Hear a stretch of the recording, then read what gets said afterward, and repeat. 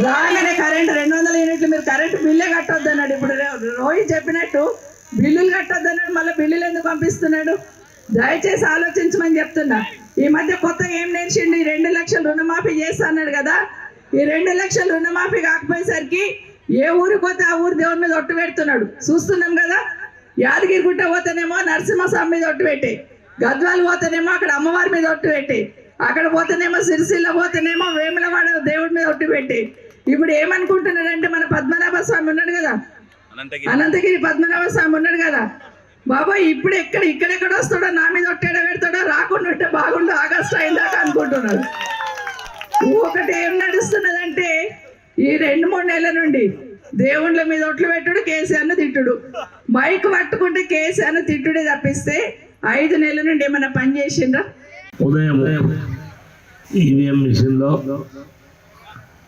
1వ నంబర్ మీద కారు గుర్తుకు ఓటేసి మమ్మల్ని గెలిపించవలసిందిగా మిమ్మల్ని అందరినీ ప్రార్థిస్తున్నాం.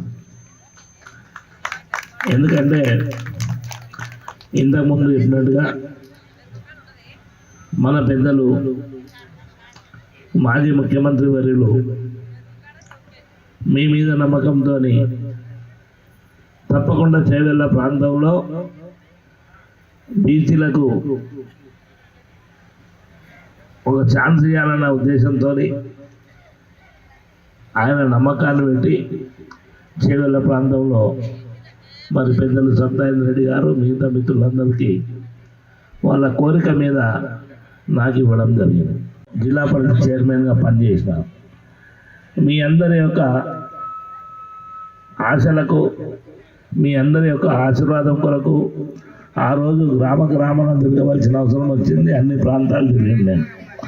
అప్పుడు నా ఎంబడి జిల్లా పరిషత్ మెంబర్గా మాధవరెడ్డి గారు కూడా ఉన్నారు. ఆయన ఇప్పుడు స్టేజ్ మీద కూడా ఉన్నారు. చక్కగా 5 సంవత్సరాలు పూర్తిగా కార్యక్రమాలు చేస్తున్నాం. మిత్రులారా, మంచి కార్యక్రమం చేసిన సందర్భాలు ఉన్నాయి. మళ్ళొకసారి కాలమైంది. నేను వేరే మిమ్మల్ని విసిగించకుండా 13వ తారీఖున జరగబోయే ఎన్నికలకు తప్పకుండా మీరు కారు గుర్తుపై ఓటేసి నన్ను ఆశీర్వదించి చేవెళ్ళ గడ్డ తప్పకుండా తాండూరుతో మొదలవుతుంది. ఈ విజయకేతనం ఎగిరేసి మరి కేసీఆర్ గారికి గిఫ్ట్గా ఇవ్వాలనేది మా అందరి కోరిక, మీ కోరిక.